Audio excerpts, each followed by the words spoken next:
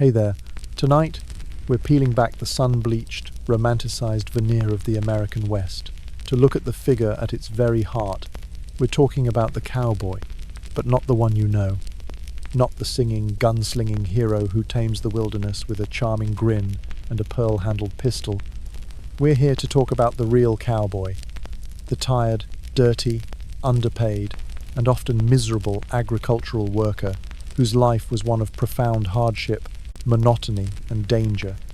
We're going to explore why the life of a cowboy was not how we know it from a century of movies, television shows, and dime novels.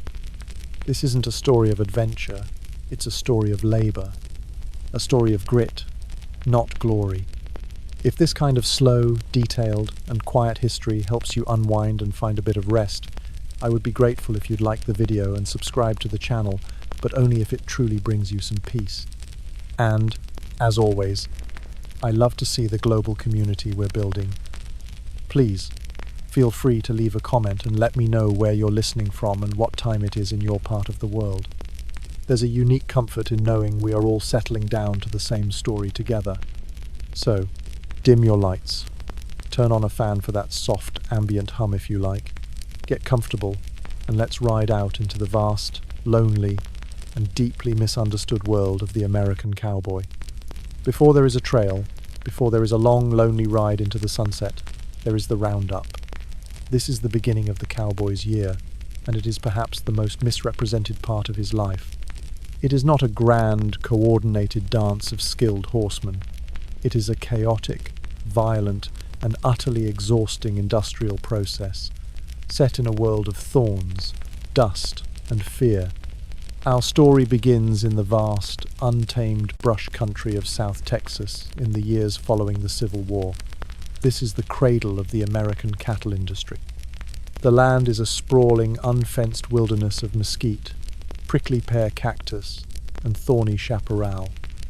It is a hard, unforgiving landscape, and living within it are millions of Texas longhorn cattle. These are not the placid, cud-chewing dairy cows of a bucolic farm. The Texas longhorn is a creature forged by a harsh environment. It is a direct descendant of the wild cattle brought over by the Spanish conquistadors. It is lean, rangy, and incredibly tough. It can survive on sparse vegetation and little water. It is also semi-feral, deeply suspicious of humans, and armed with a magnificent and terrifying set of horns that can span 6 to 8 feet from tip to tip. These horns are not for show, they are sharp, deadly weapons. Your job, as a young, aspiring cowboy, is to go into this thorny wilderness and gather them. The roundup outfit consists of a trail boss and a crew of about 24 riders. The work begins in the grey light before dawn.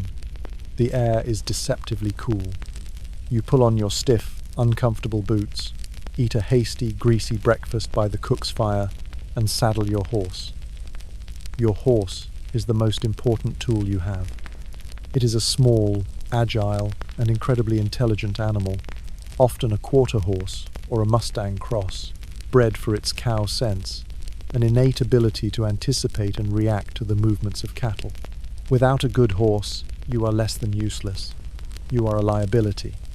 The riders spread out over a vast area, sometimes covering hundreds of square miles. You ride in a wide line, pushing everything you find towards a central gathering point. This is not gentle herding. This is a high-speed, dangerous hunt through a landscape designed to wound you. You gallop through dense thickets of mesquite, the thorny branches tearing at your leather chaps, your clothes, and your skin. You learn to ride low in the saddle, to duck and weave, to protect your face from the lashing branches. You are constantly on the lookout for rattlesnakes, for hidden ravines, for the 100 other small dangers that can cripple your horse and leave you stranded.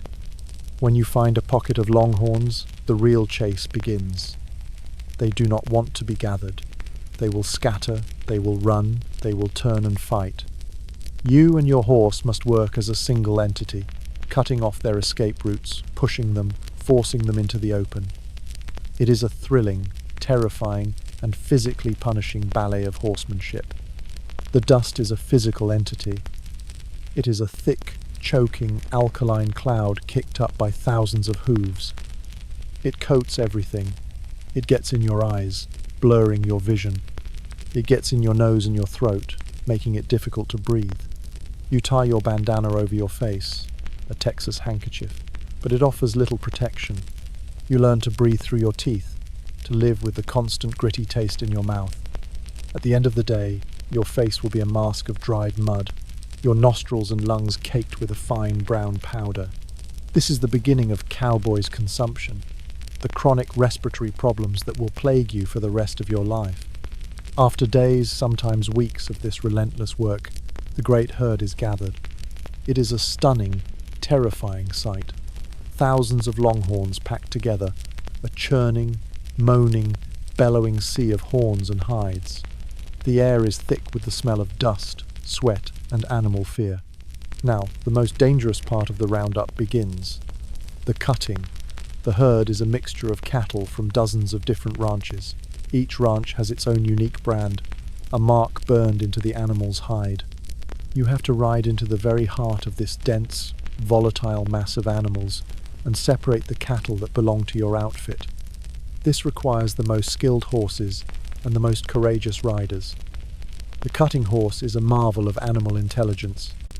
It can sense which cow you are focused on. It will pin its ears, drop low to the ground, and engage in a one-on-one battle of wills with the chosen animal, turning on a dime, stopping and starting with explosive speed, always keeping the cow from rejoining the herd. You, the rider, are mostly just holding on, a passenger on a four-legged rocket. The risk of being crushed, gored, or unseated is immense. Men are often seriously injured during the cutting process. Once the cattle are sorted, the branding begins. It is the ugliest, most brutal part of the job. The unbranded calves born over the last year must be marked.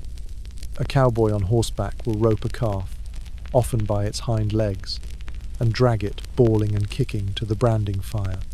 Two other cowboys, the flankers, will wrestle the calf to the ground, holding it down by force. Another man, the brand man, takes a glowing hot branding iron from the fire and presses it firmly into the calf's flank.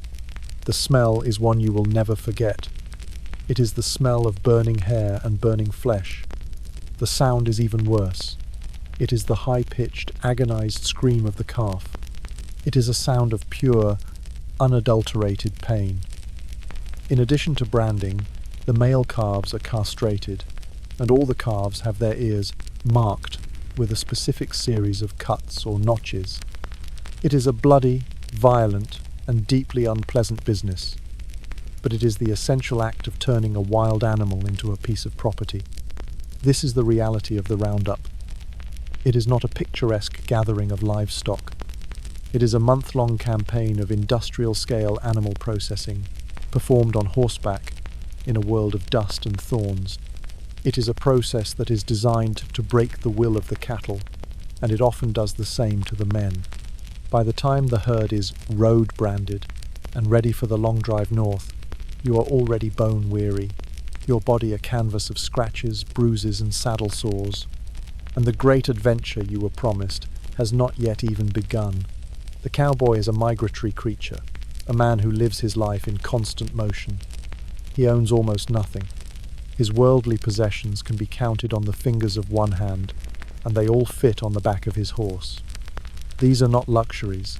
They are the essential, life-sustaining tools of his trade. To understand the cowboy, you must first understand his gear. The single most important, most valuable, and most personal item a cowboy owns is his saddle. It is the center of his universe. He spends more time in his saddle than he does in a bed, a chair, or on his own 2 feet. A good saddle is not just a piece of equipment. It is a work of art, a technological marvel, and a cowboy's most trusted partner. The typical cowboy saddle of the late 19th century is a heavy, complex, and incredibly durable piece of craftsmanship. It is built on a tree, a sturdy wooden frame, usually of pine covered in rawhide. This tree is the skeleton of the saddle, designed to distribute the rider's weight evenly over the horse's back. A poorly fitting saddle tree can cripple a horse, and a crippled horse on the prairie is a death sentence for its rider. The saddle is covered in thick, high-quality leather, often intricately carved and stamped with elaborate designs. This is not just for decoration, it is a point of pride, a way for a man who owns nothing else of value to express his identity and his status. A cowboy's saddle is his resume. A man with a fine, well-made saddle is a man who is serious about his work. The saddle is designed for hard, dangerous labor. It has a high, protective pommel in the front and a deep seat with a high cantle in the back, all designed to keep the rider securely in place during the sudden, violent movements of roping and cutting. The most iconic feature is the saddle horn. This is not a handle for the rider to grip. It is a solid, sturdy anchor point. When a cowboy ropes a 1,000-pound steer, he takes a quick rap of his lariat, or dally, around the horn. The force of the struggling animal is transferred from the cowboy's arm to the horn, and thus to the entire strength of the horse. A weak saddle horn would snap, with disastrous consequences. A good saddle is a major investment. It can cost $40, $50, even $100 to 3 months' wages for a working cowboy. He might buy it on credit, spending years paying it off. He will care for it meticulously, cleaning and oiling the leather, making small repairs. He would sooner sell his horse than his saddle. A man on foot can always catch another horse, but a man without a saddle is no longer a cowboy. His rope, or lariat, is his primary tool. It is not the soft, flexible rope you might imagine. It is a stiff, carefully braided rope, usually of rawhide or magi fiber, about 30 to 40 feet long. It is treated with tallow to make it water-resistant and to give it the right weight and feel. He keeps it coiled and tied to his saddle. His ability to handle this rope, to throw a wide, accurate loop from the back of a moving horse, is the core of his skill set. It is an art that takes years to master. His clothing is functional, not fashionable. His boots are the most specialized item. They are not made for walking, they are made for riding. They have a high, angled heel designed to prevent his foot from slipping through the stirrup.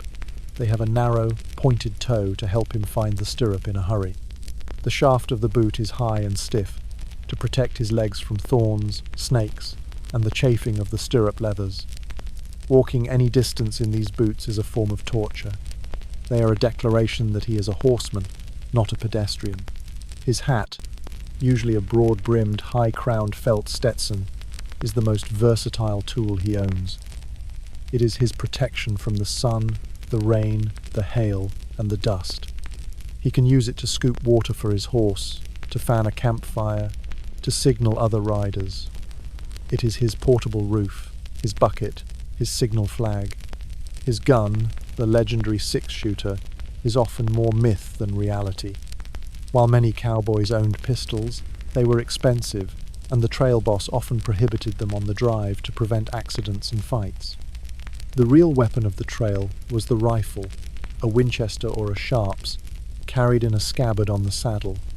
It was a tool for hunting, for protection against wolves and mountain lions, and for the rare, deadly, serious business of a fight. The romantic image of the two-gun cowboy, quick on the draw, is largely a fiction created by dime novelists and later by Hollywood. This is the sum of his worldly possessions. A saddle, a rope, a bedroll, a change of clothes, a hat, a pair of boots. Everything else is. His horse, his food, the very ground he sleeps on belongs to someone else. He is a man defined by his mobility, by his lack of roots. His kingdom is not made of land or buildings, but of leather, felt, and iron. It is a kingdom that he carries with him, a small, self-contained world of skill and survival, moving across a vast and empty landscape. A cattle drive is a marvel of 19th century logistics. It is a self-contained, mobile society with a clear, rigid, and unquestioned hierarchy. It is a dusty, four-legged city, and every citizen has a specific, demanding, and essential role to play. The survival of the entire enterprise depends on this order. At the absolute pinnacle of this society is the trail boss. He is the captain of this prairie schooner. He is almost always an older, experienced man who has made this journey many times. He has been hired by the cattle owner, the distant, almost mythical figure who owns the herd and will reap the profits. The trail boss's authority is absolute. He is the law, the judge, and the jury. His word is final. He navigates the trail, chooses the camping spots, negotiates with Native American tribes, and makes every critical decision, from when to start in the morning to where to cross a dangerous river. He carries the immense weight of responsibility for the herd, worth thousands of dollars, and for the lives of the 24 men in his charge.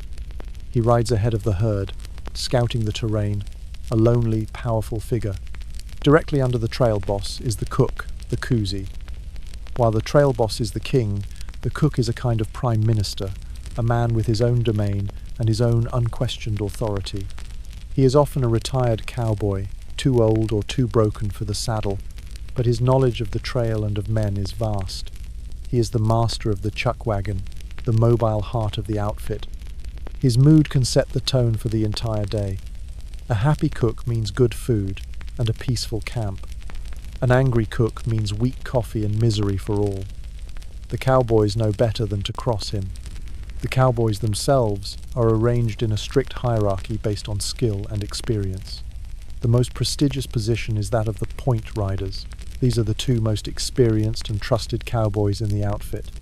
They ride at the very front of the herd, one on each side, guiding the lead steers. They set the pace and the direction of the entire herd. It is a position of great honor and responsibility. Behind them, on either side of the long, moving column of cattle, are the swing and flank riders. Their job is to ride in a constant back-and-forth motion, keeping the herd in a tight, manageable column. They are the living, moving fences that contain the great river of cattle. And at the very back, in the least desirable position, is the drag rider. This is the job for the youngest, the most inexperienced cowboy in the outfit. This is your job. You ride behind the entire herd in a perpetual, choking cloud of dust. Your task is to push along the stragglers, the old cows, the weak calves, the lame, and the just plain stubborn. It is a miserable, thankless, and filthy job. The dust is so thick that you can barely see the man riding next to you. You breathe it, you eat it, you wear it. You are constantly shouting, constantly prodding, constantly trying to keep the weakest members of the herd from being left behind to the wolves. It is the lowest rung on the social ladder of the cattle drive, but it is an essential one. The final member of the human hierarchy is the wrangler, usually the youngest boy on the drive, sometimes as young as 12 or 13. His job is to care for the remuda, the herd of spare horses. Each cowboy has a string of 6 to 10 horses. He will ride a different horse for different tasks: a fast horse for cutting, a steady horse for night guard, a strong horse for river crossings. The wrangler is responsible for herding, watering, and guarding this valuable collection of animals. It is the first step on the long road to becoming a full-fledged cowboy. This is your society, a pyramid of power and skill, with the trail boss at the top and you, the drag rider, at the very bottom. There is no democracy here. There is no room for argument or debate. You take your orders, you do your job, and you do not complain. Your survival, and the survival of the entire herd, depends on this rigid, military-like discipline. It is a dusty, mobile kingdom, and for the next 3 months, it is the only world you will know. The sun is a merciless, white-hot coin in the sky. You have been in the saddle for 10 hours, breathing the dust of the drag, your body a single, continuous ache, and then you see it. A thin plume of smoke rising from the horizon. It is the most beautiful sight in the world. It is the chuck wagon. It is the promise of food, of rest, of a brief respite from the endless, dusty misery of the trail. The chuck wagon is the mobile headquarters, the rolling sanctuary of the cattle drive, and the man who presides over it, the cook, is a figure of immense importance. The koozie is the master of a small but vital universe, and his laws are as absolute as the trail boss's. His chariot is a sturdy farm wagon, modified for the trail. The back of the wagon is the chuck box, a beautifully organized cabinet of drawers and compartments that holds the tools and ingredients of his trade.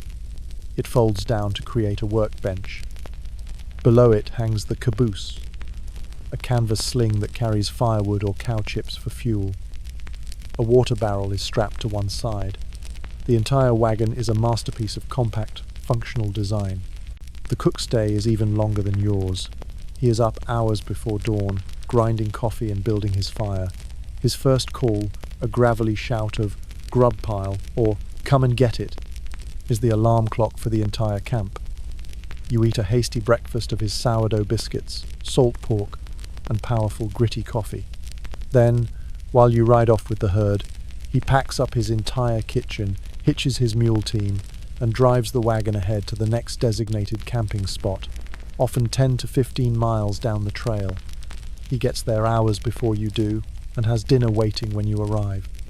The trail menu is a testament to the cook's ingenuity in the face of extreme limitations. It is built around a few non-perishable staples. The heart of his cuisine is his sourdough starter. It is a living, bubbling culture of wild yeast that he keeps in a small wooden keg, protected from the elements. This starter is the source of his biscuits, his bread, and his flapjacks. He feeds it every day with flour and water.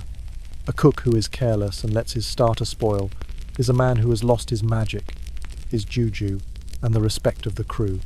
The main course, day after day, is beans.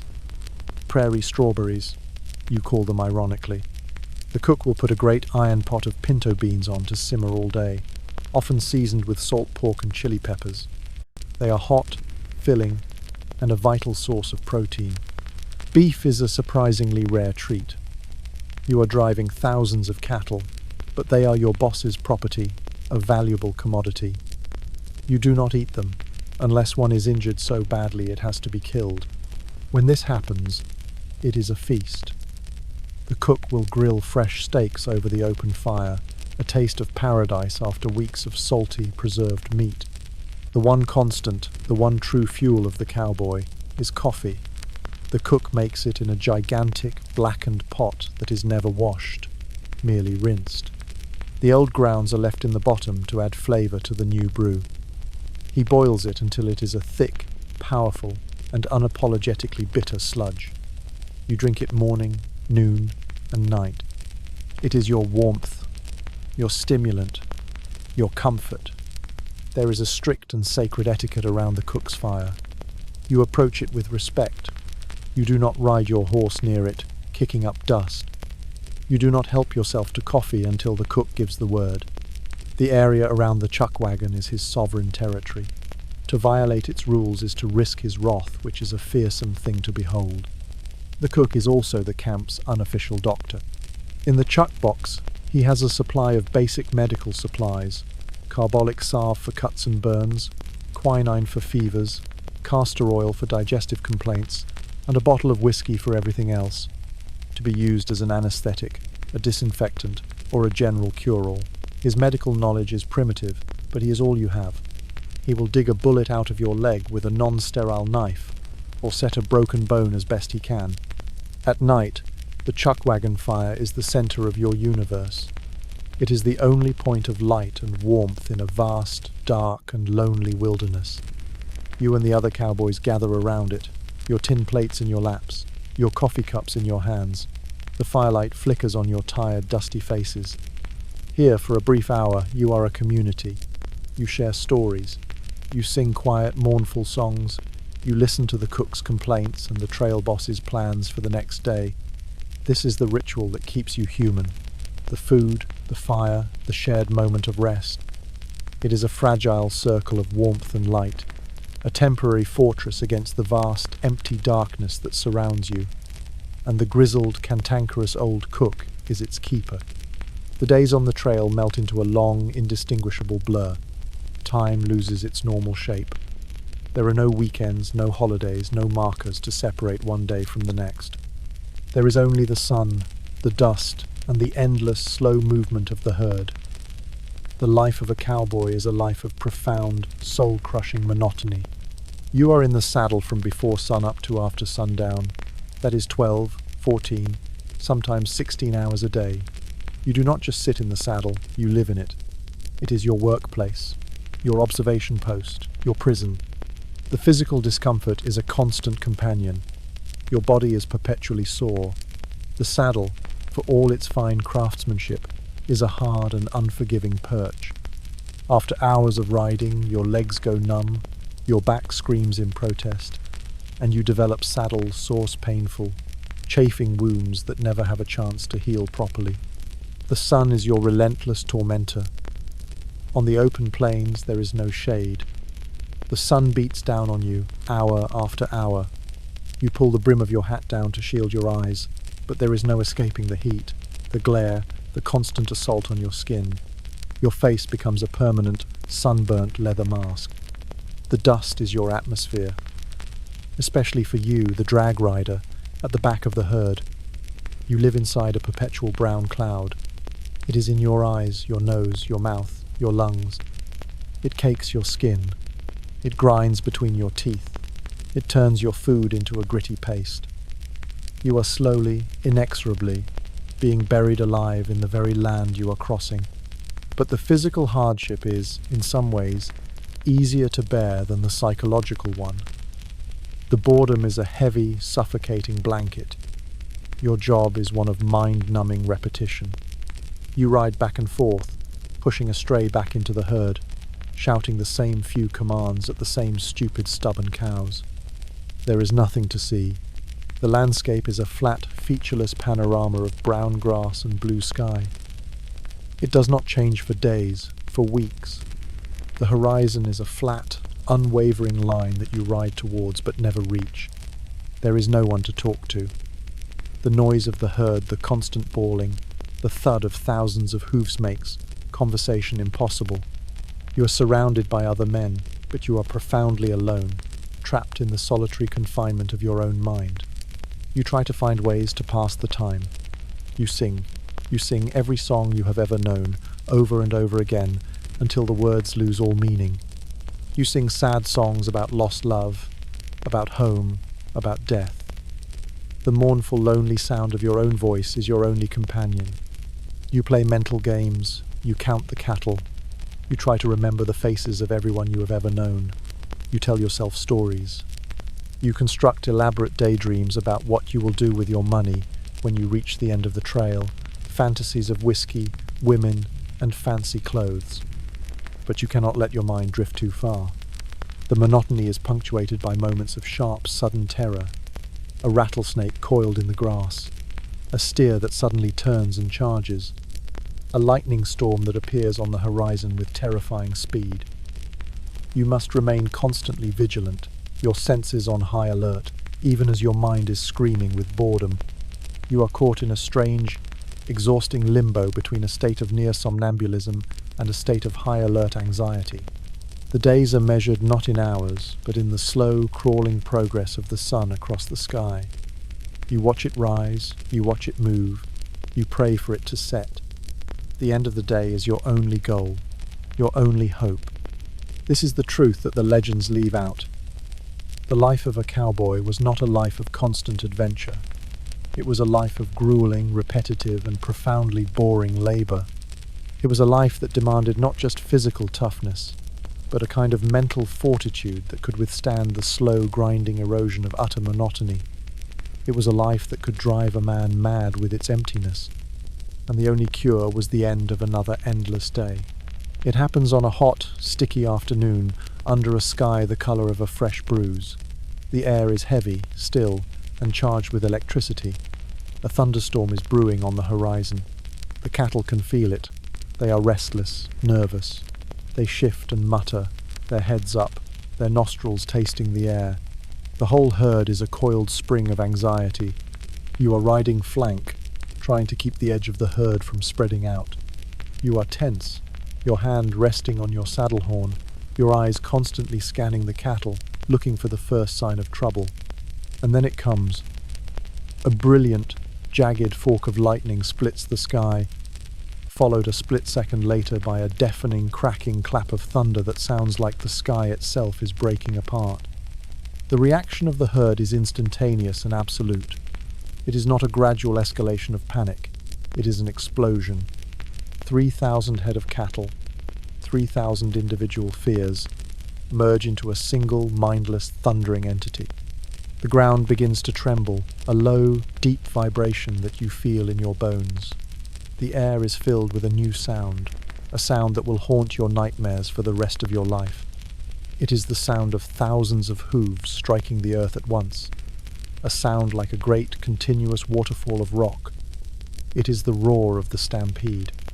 Your horse, a seasoned cow pony, reacts instantly, its training taking over. It spins and begins to gallop, not away from the stampede, but alongside it. Your job, and the job of every cowboy in the outfit, is not to outrun the herd. That is impossible. Your job is to turn it. You are riding for your life.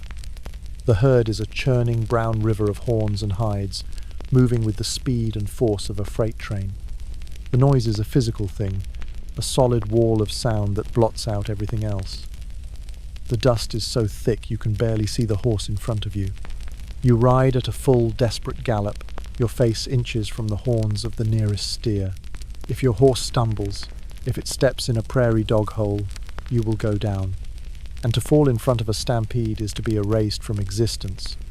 You will be trampled into a red, unrecognizable pulp in a matter of seconds. The trail boss is at the front, shouting orders that you cannot hear. He is trying to get to the head of the stampede, to turn the lead steers. The theory is that if you can turn the leaders, the rest of the herd will follow, and the stampede will eventually turn in on itself and begin to run in a circle, a process called milling. So you ride, pushing your horse to its absolute limit. You are shouting, screaming, waving your hat, anything to get the attention of the cattle on the edge of the herd, to try to push them, to turn them. It is a chaotic, terrifying, and strangely beautiful ballet of horsemanship. You and the other cowboys are like small, brave boats trying to steer a great, blind, thundering tide. You see a young cowboy, one of the new boys, go down. His horse stumbles. He disappears under the sea of hooves. There is no scream. He is just gone. You feel a wave of nausea, of cold, gut-wrenching fear. But you cannot stop. You cannot hesitate. To do so would be to share his fate. You ride on, your lungs burning, your heart a wild drum against your ribs. The storm has broken. Rain is falling in hard, driving sheets, turning the dust to a slick, treacherous mud. After what feels like an eternity, you begin to feel a change. The herd is beginning to turn. The relentless forward momentum is starting to curve. The cowboys at the point have reached the leaders. They have done it. The herd begins to mill, a great, swirling, bawling vortex of exhausted and terrified animals. The immediate danger is over. But the work is not. You have to ride circle around the milling herd for hours, until they are calm enough to be bedded down again. You are soaked to the skin, shivering with cold and the aftermath of adrenaline. When the herd is finally quiet, you gather to assess the damage. You are missing 100 head of cattle, scattered for miles across the prairie, and you are missing one man. You find what is left of him the next morning. You bury him in a shallow grave, wrapped in his bedroll. You say a few quiet words, and then you have to move on. The trail boss makes a notation in his logbook. You spend the next 2 days gathering the scattered cattle, and then the great, slow, monotonous drive continues. But something has changed. The fear is closer to the surface now. You have looked into the face of the thundering nightmare, and you know that it is always there, just a lightning flash away. The prairie is not all flat, empty grassland. It is cut by rivers, great and small, and every river is an obstacle, a test, a potential disaster. Of all the dangers of the trail, a river crossing is often the most feared, a chaotic and unpredictable ordeal that can cost you cattle, equipment, and men. You have reached the Red River, the boundary between Texas and Indian Territory. It is not a gentle, meandering stream. It is a wide, muddy, and powerful river, its currents swollen with the spring melt. There is no bridge, no ferry. You have to cross it. The trail boss spends hours riding up and down the bank, looking for the best place to ford. He is looking for a spot with a solid bottom and relatively shallow water. But the river is high. There is no good spot. He finally chooses the least bad one. The cattle are the first problem. They are terrified of water, especially muddy, turbulent water. They will refuse to go in. You have to force them. The process is a carefully orchestrated piece of controlled chaos. The point riders will push a few of the lead steers into the water. The rest of the herd, it is hoped, will follow. The other cowboys will spread out, forming a V shape, pushing the herd from behind and the sides, giving them no choice but to enter the river. You are in the water, on your horse. The current is strong, pulling at your horse's legs. The water is cold and brown. Your horse is swimming, its head held high, its eyes wide with effort and fear. You are trying to keep your seat, trying to keep your balance, trying to keep the cattle moving. The herd is a great, struggling, bawling mass in the water. The noise is deafening. The cattle are panicking. Some try to turn back. Others just swim in circles.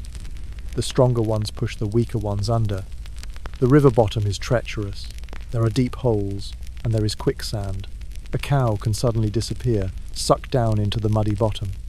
A horse can lose its footing and go under, taking its rider with it. If you fall off your horse in the middle of that churning mass of panicked 1,000-pound animals, you will not survive. You will be kicked. You will be crushed. You will be drowned. You see it happen. A young steer caught in the main current is swept downstream.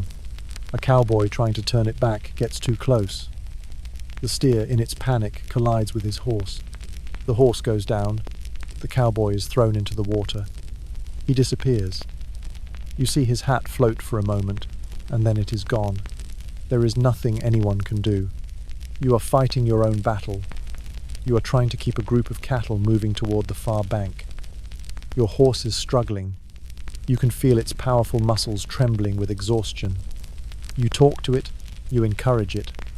You become one with its struggle. After what feels like a lifetime of cold, fear, and chaos, you feel your horse's hooves touch solid ground. You have reached the far bank. You are soaked, shivering, and utterly exhausted. But you are alive. You and the other cowboys work for hours, pushing the last of the struggling, terrified cattle out of the water. When it is over, you gather to take stock. You have lost 50 head of cattle, drowned or swept away.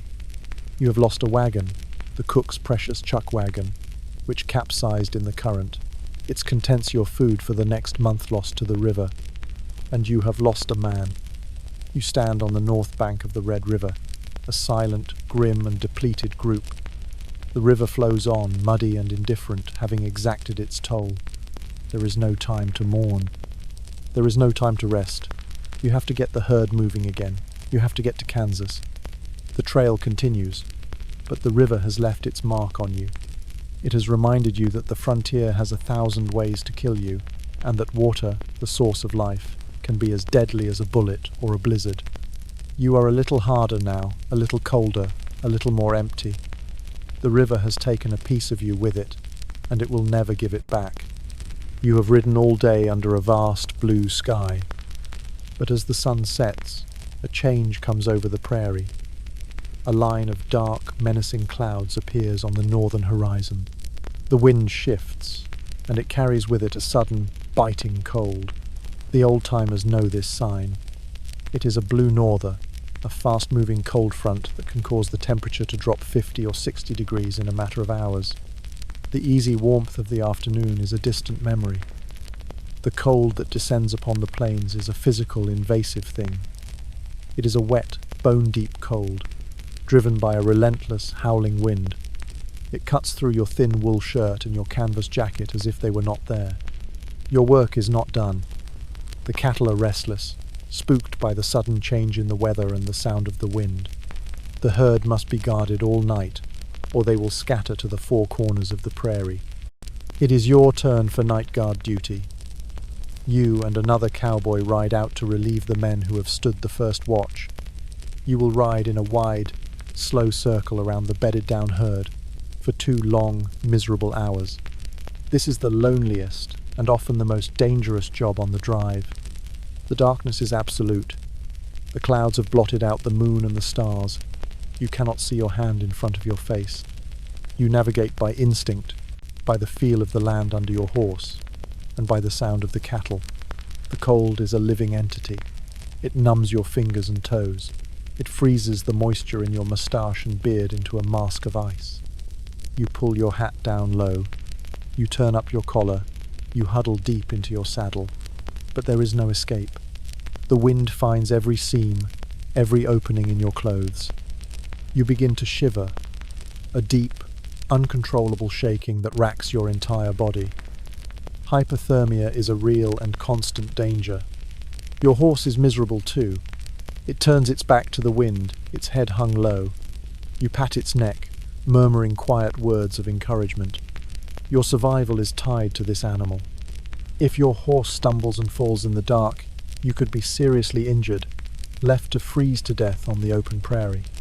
The herd is a great, dark, breathing mass in the center of your circle.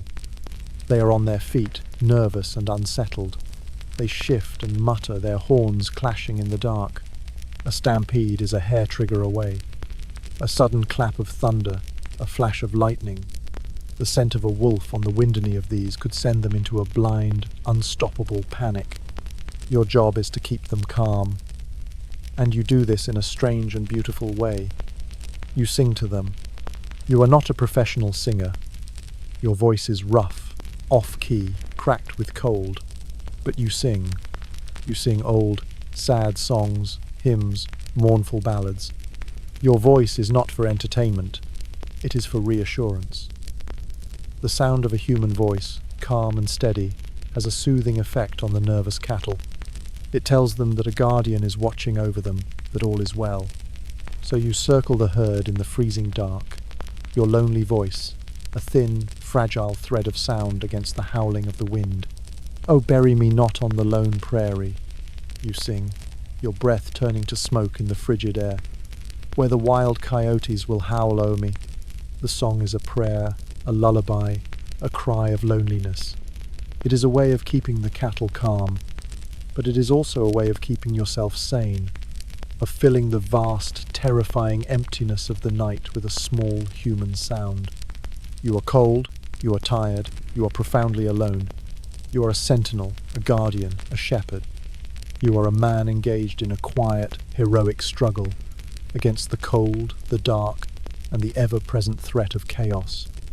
The 2 hours of your watch feel like a lifetime. You lose all sense of time, all sense of self. You are just a cold, shivering point of consciousness, circling a herd of nervous animals in the heart of a great, freezing storm. When your relief finally rides out to meet you, his shadowy form emerging from the darkness, the feeling is one of almost religious deliverance. You ride back to the faint, distant glow of the campfire. You stumble from your saddle, your legs so numb you can barely stand. You pour yourself a cup of boiling hot coffee. The hot liquid feels like life itself returning to your body. You crawl into your bedroll, pulling the thin blankets over you. You will not get warm, but you will get a few hours of fitful, shivering sleep before you have to rise at dawn and do it all again. You have survived another freezing night on the frontier, and you know, with a weary certainty, that there will be many more to come. The cold, the storms, the stampedes are the honest dangers of the trail. They are forces of nature, impersonal and without malice. But there is another kind of danger that haunts the long nights, a danger that is quiet, cunning, and human, the rustler. He is not the bold outlaw of the dime novels, the leader of a great gang who rides into your camp with guns blazing. That is a fantasy. The real rustler is a shadow, a whisper, a wolf that walks on 2 legs. He is often a former cowboy himself, a man who knows the rhythms of the trail, the habits of the herd, and the weaknesses of the men who guard it. He knows that a direct confrontation is foolish. His work is done with stealth and patience. The threat of rustlers adds a new layer of tension to the drive. It turns the vast, empty prairie from a place of natural danger into a place of human menace. Every distant rider on the horizon, every strange campfire in the night, becomes a potential threat. Suspicion begins to poison the air. The trail boss becomes even more vigilant. He changes the night guard rotation frequently, so no predictable pattern can be established. He warns you to be wary of strangers who ride into your camp, claiming to be lost or looking for work. They might be scouts for a rustling outfit, gathering information about the size of your herd, the number of your men, and the quality of your horses. The work of the rustler is simple and effective.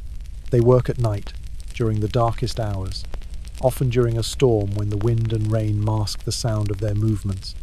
They will ride quietly to the edge of the herd. They do not try to steal hundreds of cattle at once. That would be too noisy, too difficult. Instead, they will skillfully and silently cut out a small group of cattle, maybe 10 or 20, from the main herd. They use their expert knowledge of cattle behavior to ease the animals away without spooking the others. They are ghosts. You can be riding your circle on one side of the herd, singing your lonely song, while on the other side, a small piece of your boss's fortune is melting away into the darkness. You don't discover the theft until the morning count. The trail boss will ride through the herd, his eyes sharp, his face a grim mask.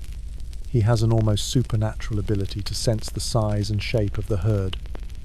He will announce that you are short, 20 head, gone. A cold fury settles over the camp. You have all worked for months, enduring incredible hardship, to get this herd to market. These cattle are not just animals, they are the physical embodiment of your labor, your sweat, your suffering, and someone has just stolen a piece of it. The trail boss might decide to send a few men out to look for a trail, but it is often a hopeless task. The rustlers are professionals. They know how to cover their tracks, how to drive the stolen cattle over rocky ground where they will leave no trace. The loss is more than just financial. It is a violation. It creates an atmosphere of paranoia. You start to look at your fellow cowboys with a new, suspicious eye. Is it possible that one of your own men is in on it? A disgruntled rider who is feeding information to the rustlers in exchange for a cut of the profits? Such betrayals are not unheard of. The trust that binds your small, isolated community together begins to fray at the edges. The night guard duty, which was already a miserable and lonely ordeal, now becomes a tense, nerve-wracking vigil. Every shadow seems to hold a man. Every snap of a twig sounds like a stealthy footstep. You ride with your hand resting on the butt of your pistol, your eyes straining to pierce the impenetrable darkness. You are no longer just guarding against the wildness of nature. You are guarding against the cunning and greed of your own species. The rustler is a constant, invisible threat, a human wolf that preys on the edges of your herd and your sanity. He is a reminder that the greatest danger on the frontier is not the beast with horns or the storm with teeth, but the man with a quiet horse, a long rope, and a heart as dark as the moonless prairie night. It happens on a night as black as the inside of a coffin. The moon is a forgotten memory, and the stars are hidden behind a thick blanket of clouds. The only light in the universe is the faint, distant glow of your own campfire, a tiny, fragile spark a mile behind you. You are on the last watch, the one just before dawn, the time when exhaustion is a physical weight and the world seems to be holding its breath. You are riding your slow, familiar circle around the great, sleeping mass of the herd. The only sound is the creak of your saddle leather and the soft thud of your horse's hooves on the damp earth. Your voice is a raw, tired whisper as you sing a mournful song about a lost love in a town you can't remember. Then your horse stops. It doesn't just stop, it freezes.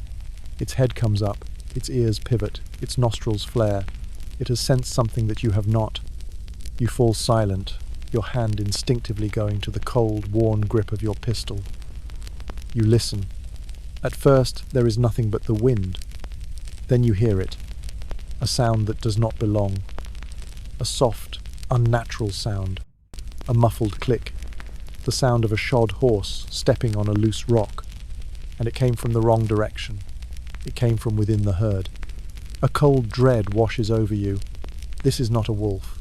This is not a coyote. This is something else. You pull your horse back, away from the herd, into the deeper darkness. You are trying to become invisible. Your heart is pounding a frantic rhythm against your ribs. You know you are supposed to ride back to camp and wake the trail boss. That is the smart thing to do. That is the safe thing to do. But there is no time, and there is a stubborn, foolish pride in you. This is your watch. This is your responsibility. You dismount, keeping your horse between you and the herd. You whisper a soft command to it, telling it to stand. You pull your pistol. The click of the hammer being cocked sounds like a cannon shot in the profound silence. You begin to move on foot, slowly, cautiously, towards the place where you heard the sound. You are a ghost, your boots making no sound on the soft earth. The darkness is so complete that you are navigating by memory and by the dark, looming shape of the herd. You see a flicker of movement, a shape that is darker than the surrounding darkness. A man on horseback, moving slowly, quietly, through the cattle. He is cutting out a small group, easing them toward the edge of the herd. He is a rustler, and he is not alone. You see another dark shape, and then another. There are 3 of them. You are one man. You are outmatched. The smart move is to retreat, to run. But the anger, the violation, the fury at these thieves who are stealing your labor, your sweat, your life-it, overwhelms your fear. You raise your pistol. You take aim at the nearest dark shape. You do not shout a warning. You do not announce yourself. This is not a duel of honor. This is an extermination. You fire. The muzzle flash is a blinding, instantaneous sun that shatters the darkness. The roar of the pistol is a physical blow. For a split second, you see the scene illuminated in stark, brilliant detail. The shocked face of the man you shot at, the terrified eyes of the cattle, the other 2 rustlers turning toward you. And then the world erupts into chaos. The cattle, jolted from their sleep by the gunshot, explode into a panic. The ground begins to tremble. The air is filled with the sound of 1,000 terrified bellows, a rising, thundering roar. It is the beginning of a stampede. The other rustlers are firing back. Muzzle flashes bloom in the darkness like deadly flowers. You hear the whistle of bullets passing your head. You drop to the ground, firing back at the flashes, with no idea if you are hitting anything. The stampede is upon you. The cattle are a black, thundering river of death, pouring through the darkness. You scramble away, trying to get to your horse. You can hear the rustlers shouting, their plans ruined, now just trying to escape the chaos they have created. You find your horse, its eyes wide with terror. You leap into the saddle. The other cowboys, woken by the gunshots, are riding in from the camp, shouting, firing their own guns into the air, trying to turn the stampede. The night is a nightmare of noise, confusion, and terror. You are riding for your life, caught between the rustlers' bullets and the crushing hooves of the stampede. The fight is over in minutes. The rustlers, under the cover of the chaos, have vanished into the night. The stampede is eventually turned, the herd brought back under control. The sun begins to rise on a scene of devastation. Several cattle have been trampled to death. You find the body of one of the rustlers, his face frozen in a look of surprise. You shot better than you thought. You are alive. Your hands are shaking so badly you can barely hold your coffee cup. You have faced the shadow in the dark, and you have survived. But you are not a hero. You are just a tired, terrified man who has been reminded that the long, cold night of the frontier is full of predators, and that the most dangerous ones look just like you. The prairie is not as empty as it first appears. As you drive your great herd north, you move through a land that is already inhabited, a complex tapestry of different peoples, each with their own claims, their own interests, and their own reasons to see you as a threat. Your encounters with Native American tribes are tense, unpredictable affairs. The trail often passes through their designated treaty lands or their traditional hunting grounds. You are an intruder, and your massive herd of cattle is an ecological disaster, consuming the grass and fouling the water sources that the buffalo and other game depend on. Sometimes, the encounters are peaceful, even beneficial. A group of Cheyenne or Arapaho might ride into your camp. They are not looking for a fight. They are looking to trade. They have tanned buffalo robes, intricate beadwork, or fresh meat. You have coffee, sugar, flour, and tobacco luxuries they desire. The trail boss will engage in a formal, cautious negotiation. There is a deep, mutual suspicion. You have been raised on stories of savage Indians. They have learned, through bitter experience, that the white man's promises are often worthless, but the trade is made. You get a welcome relief from your monotonous diet of salt pork, and they get the goods they cannot produce themselves. For a brief moment, there is a fragile peace, a moment of mutually beneficial coexistence. But other times the encounters are hostile. You might be confronted by a large, well-armed war party of Comanche or Kiowa. They see your herd as a trespass, a violation. They will not let you pass without paying a toll. They will demand a tribute of several head of cattle. The trail boss is faced with a difficult choice. To refuse is to risk a battle you are likely to lose. Your small group of cowboys is no match for 100 determined warriors on their home ground. To agree is to lose a portion of your boss's profit. Usually, he chooses to pay the toll. It is a business decision. A few cows are a small price to pay for safe passage. The warriors will cut out their tribute from the herd and ride away, their faces proud and defiant. You are left feeling angry, humiliated, and deeply unnerved. You have been reminded that you are not the masters of this land. Then there are the homesteaders, the nesters. They are the farmers who are trying to scratch a living from the same land you are driving your cattle across. And they hate you. They see your herd as a destructive plague. Your thousands of cattle trample their fragile crops, break down their fences, and muddy their precious water sources. The open-range philosophy of the cattleman is in direct conflict with the settled, fenced-in world of the farmer.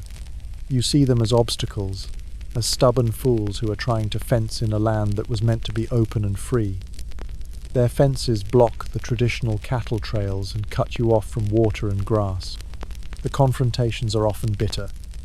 A homesteader will ride out to meet your herd, his face a mask of fury, a shotgun cradled in his arms. He will demand that you turn your herd away from his land. The trail boss will refuse. There will be shouting, threats, a tense standoff. Sometimes, the nesters resort to sabotage. They will poison a waterhole, knowing that it will sicken your cattle.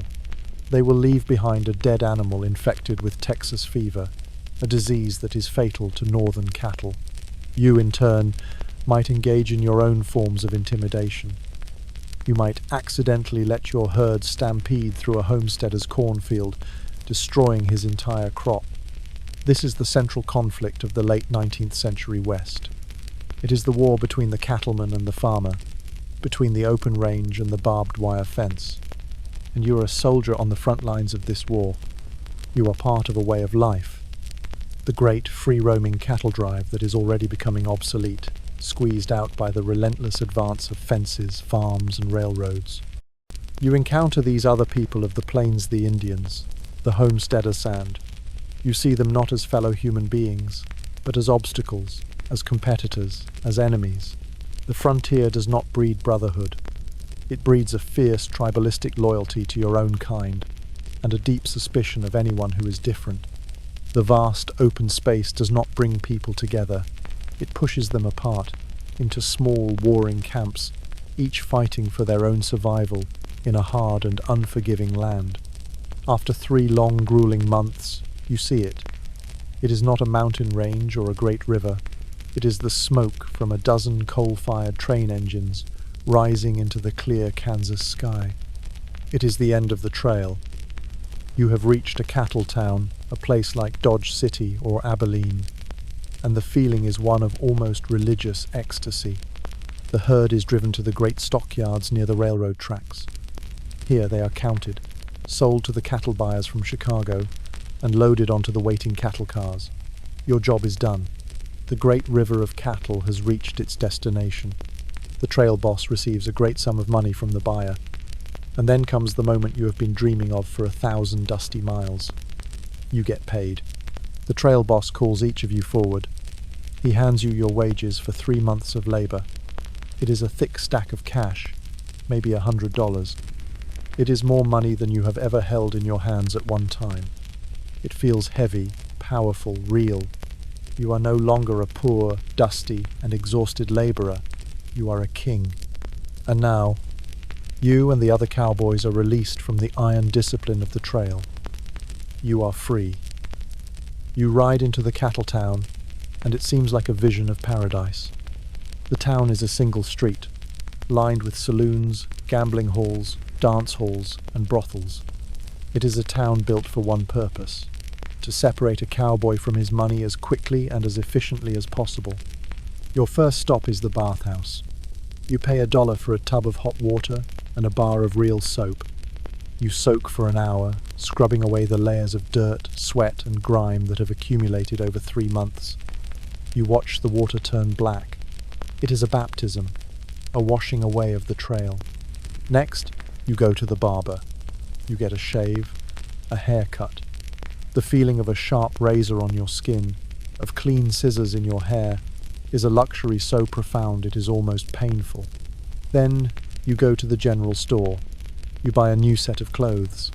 Not the rough, durable work clothes of the trail, but a fancy shirt, a new pair of trousers, maybe even a flashy vest. You throw your old, stinking, lice-infested trail clothes into the street. You are a new man. And now you are ready to see the elephant, the cowboy term for experiencing all the temptations the town has to offer. You walk into the first saloon. The noise, the lights, the music, the smell of whiskey and perfumate is an overwhelming sensory feast after the silence and monotony of the prairie. You have your first drink of real whiskey.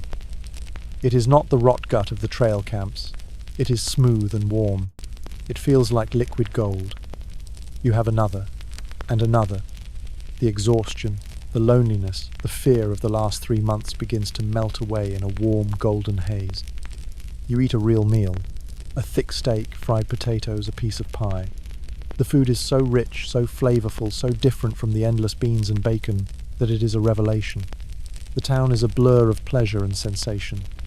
You gamble at the faro tables, a game of pure chance, betting your hard-earned dollars with a reckless abandon. You go to the dance halls, where you pay a dance hall girl 10 cents for a waltz. The brief, formal touch of a woman who doesn't smell of dust and despair is an intoxicating experience. You are alive. You are free. You are rich. This is your reward. This is what you have worked for, what you have endured for. This is heaven. But it is a fool's paradise. This entire town is a carefully designed machine for separating you from your wages. The whiskey is cheap but sold at an inflated price. The card games are often rigged. The affection of the women in the brothels and dance halls is a commodity, bought and sold. You are a simple man, starved of every form of human pleasure, and you have been set loose in a banquet hall of vice. You have no resistance. You have no discipline. You drink with a desperate thirst. You gamble with a foolish optimism. You spend your money as if it is an infinite resource, trying to buy back the life and the joy that the trail has stolen from you. The night dissolves into a chaotic, loud, and expensive blur.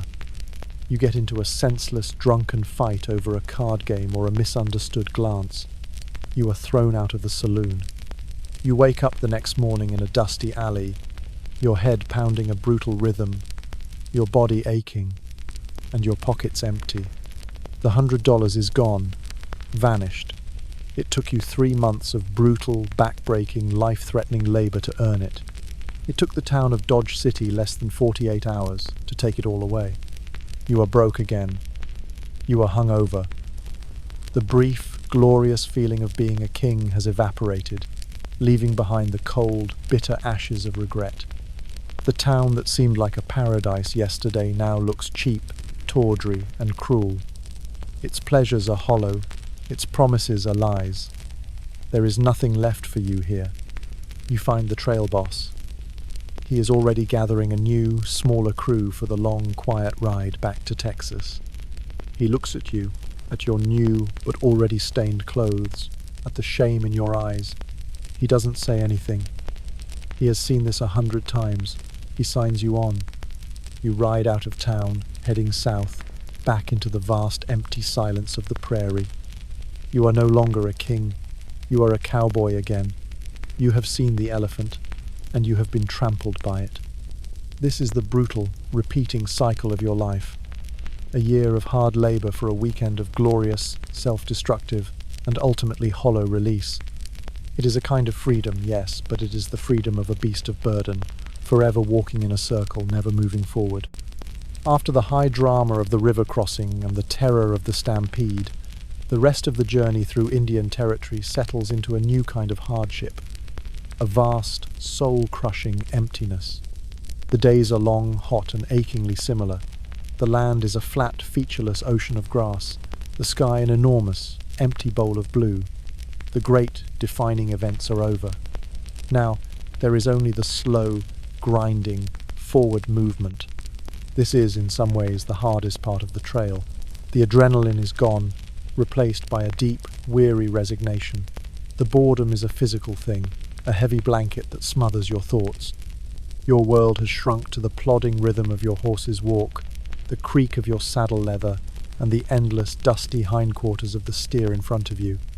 The camaraderie of the camp begins to fray under the strain of monotony and exhaustion.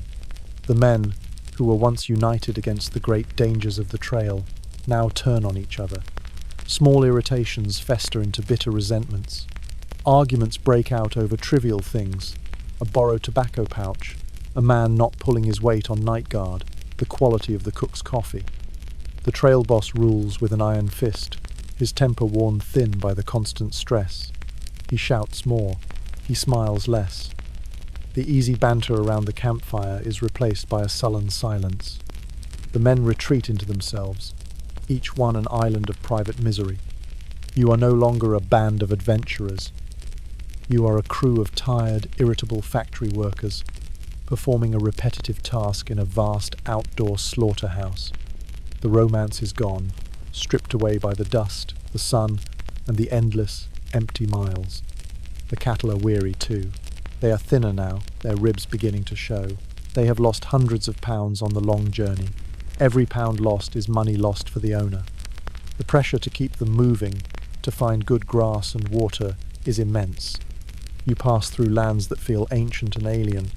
You see the vast empty ruins of abandoned native villages. You see great herds of buffalo, a thundering, magnificent sight, but the trail boss warns you to keep your distance.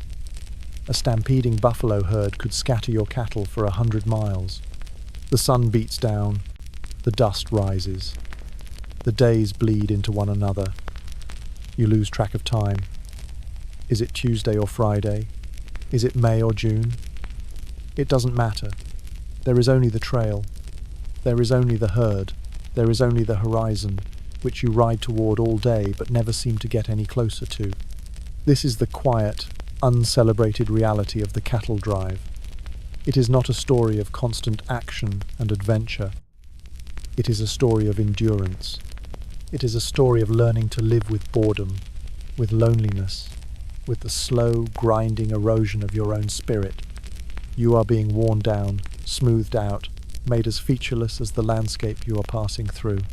You are becoming a part of the trail itself, a dusty, silent and anonymous figure, your humanity slowly being bleached away by the sun and the silence.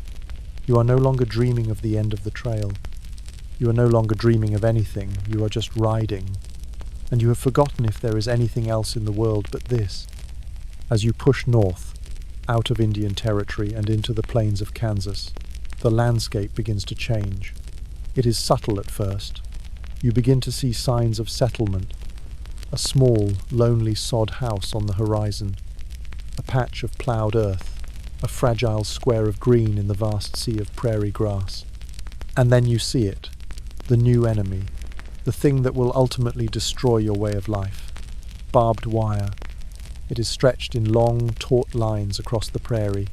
A new and unnatural geometry imposed upon the open range. It is the work of the homesteaders, the nesters, the farmers who are claiming this land, ploughing it and fencing it in. To you, this wire is an abomination. It is a declaration of war. The cattle trail is not a formal road. It is a traditional route, a wide corridor that has been used for years. It follows the best sources of grass and water. and these fences are now being built directly across it. You come to a fence line. The trail boss rides ahead, his face a thundercloud. He sits on his horse and stares at the thin, sharp, and brutally effective barrier. On the other side of the fence is a homesteader, standing in front of his small sod house, a shotgun cradled in his arms. The confrontation is a classic tableau of the New West. The trail boss, representing the open-range cattle industry, the world of the transient, migratory herd.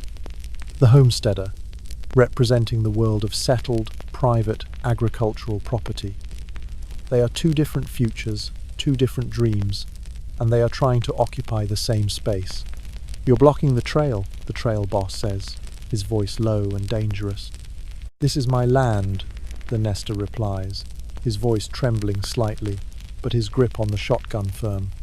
"The government gave it to me, and your herd is not crossing it."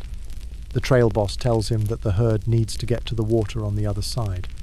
The nester tells him that the water is on his property, and it is for his family and his livestock, not for 3,000 thirsty longhorns. The air is thick, with a tension that is more dangerous than any storm. There is a silent, hateful standoff. What happens next depends on the men involved. Sometimes, a negotiation is made. The trail boss might offer to pay the homesteader for passage, and for any damages the herd might cause. Sometimes, the homesteader, facing a dozen armed and angry cowboys, will back down, his legal rights no match for the immediate threat of violence. But sometimes, neither man will budge. The trail boss gives a quiet order. A few of the cowboys dismount. They take out heavy wire cutters, a new and essential tool on the trail. They cut the fence. The homesteader raises his shotgun. "You cut that wire, and I'll shoot." This is the new war of the West. It is not a war fought in great battles. It is a war fought in 100 small, bitter skirmishes over fence posts and water rights. It is a war of intimidation, of sabotage, of low-level, simmering violence. The cowboys will cut the fence and drive the herd through, trampling the homesteader's crops. The homesteader, in revenge, might shoot a few of the cattle as they pass.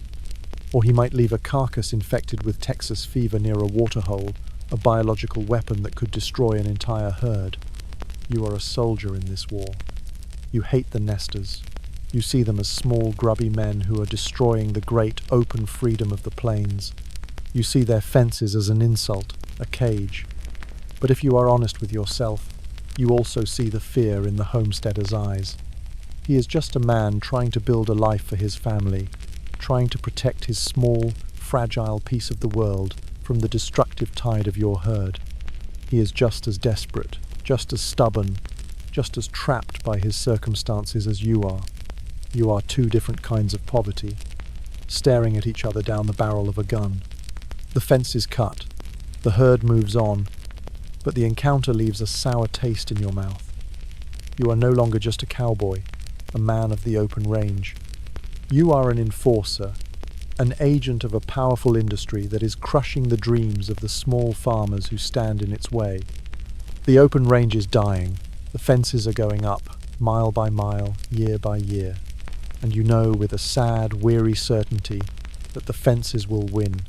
You are on the losing side of history, and every strand of barbed wire you cut is just a small, futile gesture of defiance against the inevitable end of your world. And so, the cattle drive ends, and another begins. The cowboy, the great, iconic figure of American freedom, rides back into the wilderness, his pockets empty, his heart full of a quiet, familiar ache. Was he truly free? Or was he just a different kind of slave, bound not by chains but by the endless, open horizon? The myth of the cowboy is a powerful one. He is the self-reliant individual, the master of his own destiny, a man who lives by his own code in a land without laws. He is the embodiment of the American spirit. But the reality, as we have journeyed through tonight, was something else entirely. The real cowboy was a low-wage, migratory worker in a vast, brutal and capitalist industry. He was a man who endured incredible hardship, extreme weather, constant danger, and profound loneliness for $30 a month and a lungful of dust. His life was not one of adventure, but of monotony. His freedom was the freedom to be poor, to be cold, to be hungry, and to die an anonymous death on a vast, empty plain. His story is not a romance. It is a labor history. It is the story of the anonymous, expendable men who fueled the great post-Civil War economic boom, who drove the herds that fed the growing cities of the East, who created immense wealth for the cattle barons of Texas and the investors of London, and who were left with nothing but their saddle, their scars, and their songs. Tonight, as you settle into the profound comfort and safety of your own bed, think of him. Think of the young man, huddled in his thin bedroll on the frozen ground, singing a quiet, mournful song to a herd of nervous cattle. His voice, a tiny, human sound against the great, howling silence of the American night. Think of the quiet courage, the sheer endurance it took to live that life, day after day, year after year. The cowboy is the ghost that haunts the American imagination. But let us remember him not as the heroic gunslinger of the movies, but as he truly was, a lonely rider, a working man, a survivor. His story, stripped of its myth, is a more powerful, more poignant, and more deeply human story than any legend. It is the story of a man who faced the vast, raw, and indifferent heart of a continent, and for a brief, flickering moment, made it his home.